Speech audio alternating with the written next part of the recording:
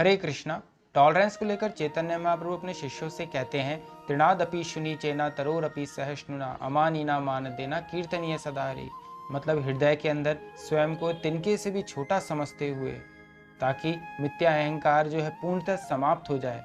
और तरोरपि सहिष्णुना मतलब जैसे वृक्ष होता है वो अपने स्थान पर अडिग रहता है, चाहे सर्दी आए चाहे गर्मी आए।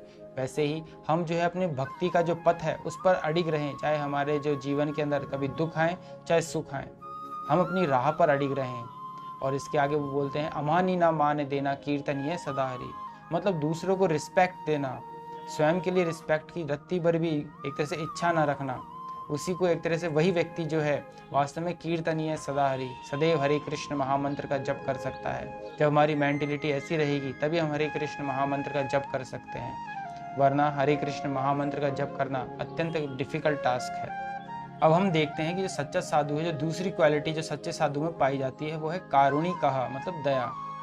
जो साधु होता है उसके अंदर आत्मा और परमात्मा का जो तत्व जो ज्ञान है हृदय में पहले से ही प्रकाशित रहता है। ऐसे में जब वो ऐसी दृष्टि से, आध्यात्मिक दृष्टि से संसार को देखता है तो उसका पूरा संसार अंधकार में दिखता है। ऐसे में सब लोगों को एक तरह दुखी देखकर वो स्वयं दयावश, जो उसके हृदय की जो दया है उससे दुखी हो जाता है।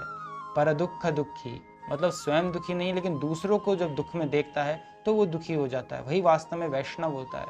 पर दुखी जो होता है, दूसरों को देखकर जो दुखी हो वही वैष्णव है। और वो दुखी कब होगा? जब उसके हृदय के अंदर दया होगी। तो ये साधु का दूसरा गुण है दया। और इसी दयावश होकर वो जो है भगवत ज्ञान का प्रचार करता है, क्योंकि वो जानता है जब तक कृष्ण प्रेम की और जो परमेश्वर के प्रति जो प्रेम है उसकी अलग सबके व्यक्तियों के हृदय में नहीं जगेगी, तब तक वह इस दावानल रूपी जो अग्नि है इसमें अपने आप को प्रताड़ित होते रहेंगे। इसका एक आइडियल एग्जाम्पल है शीला प्रभुपाद, जो 70 वर्ष की आयु में जब एक साधारण व्यक्ति आराम से अपना जीवन जो है व्यतीत करना चाहता है, इस आयु में वो पूरे वर्ल्ड में 14 बार भ्रमण करते हैं और हर व्यक्ति में जिससे भी वो मिलते चले जाते हैं कृष्ण प्रेम रूपी जो बीज है उसको रोपित करते हैं, ताकि सबके हृदय में कृष्ण प्रेम रूपी वर्षा हो सके और वे सब इस जो दावानल है जिससे वो प्रताड़ित हो रहे हैं उससे मुक्ति पाएं। इस शिला प्रभुपाद की दया ही है जिसके कारण उन्होंने बिना जात पात देखे, बिना बाहरी चमड़ी का कलर देखे, रंग देखे सबके हृदय में कृष्ण प्रेम रूपी बीज रोपित किया। भगवत गीता के अनुसार आत्मा के प्रति दया ही वास्तविक दया है। शारीरिक लेवल पर जो दया होती है वो मोड ऑफ इग्नोरेंस या तमोगुणी होती है, परंतु जो लोग मोड ऑफ इग्नोरेंस में हैं, अंधकार में हैं और शरीर से अटैच हैं, ऐसे जो लोग होते हैं उनके लिए शारीरिक पीड़ा भी अत्यधिक कष्टदायक होती है। तो जो सच्चा वैष्णव होता है वो शारीरिक पीड़ा के प्रति भी दया दृष्टि रखता है।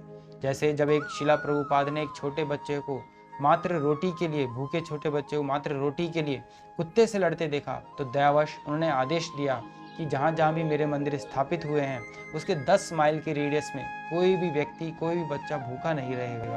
क्योंकि जब तक व्यक्ति शारीरिक पीड़ा से कष्टदायक जो प्रताड़ित होता रहेगा, तब तक उसके हृदय में ये तत्व जो ज्ञान है, भगवत जो ज्ञान है, आत्मा परमात्मा का जो ज्ञान है, प्रवेश नहीं कर सकता। इसलिए इस्कॉन एक ऐसी संस्था है जो शिला प्रभुपाद के हृदय की दया का बाहरी स्वरूप है। मतलब उनकी हृदय ही बाहरी जो स्वरूप जब लेती है वो इस्कॉन के रूप में आई है, जो आज पूरे विश्व में फैली हुई है। और जहाँ जहाँ पर ये संस्था है वहाँ पर वे जो लोगों के लिए, वहाँ के व्यक्तियों के लिए, चाहे बिना जात पात रिलीजन देखे हुए परम कल्याण हेतु तत्पर है। हरे कृष्ण।